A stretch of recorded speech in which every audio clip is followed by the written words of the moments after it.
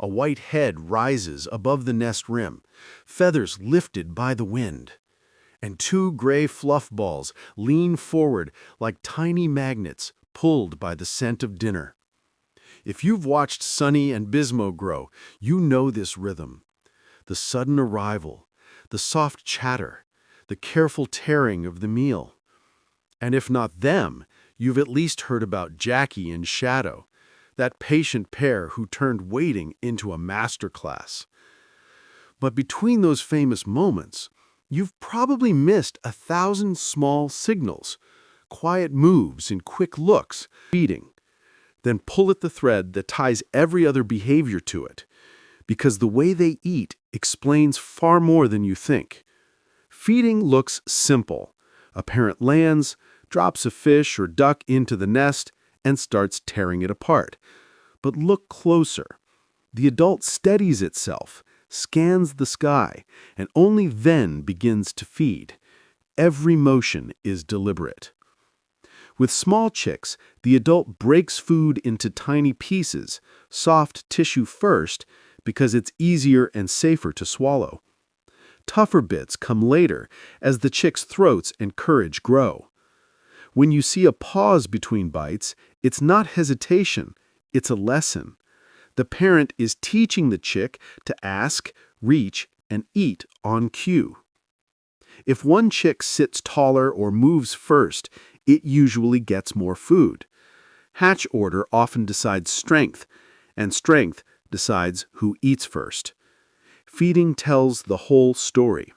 Who's thriving, how good the hunting has been, and whether food is plentiful or scarce. Plenty of feedings mean good fishing or scavenging days. Long gaps mean leaner times. In those moments, adults ration carefully, tucking leftovers beside sticks peck more, and the adult guards each bite. As the young grow, the parents start raising larger chunks, then whole fish. It's not laziness, it's training for independence. After a good meal, one ritual always follows: preening. And what looks like vanity, cold or rain is creeping in.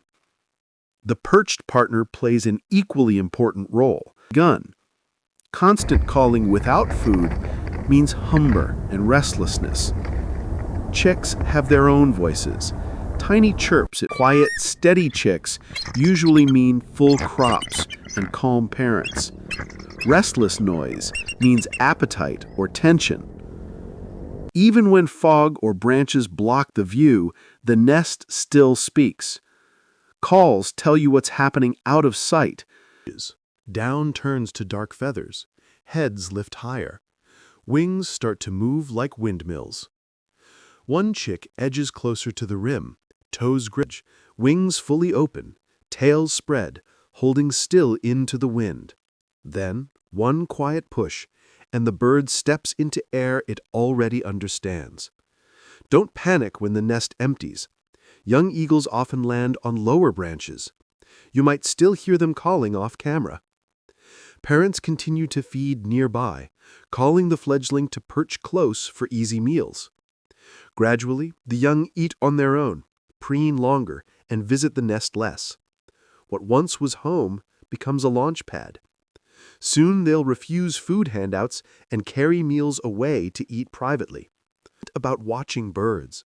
It's about reading a story written in patience, wind, and wings.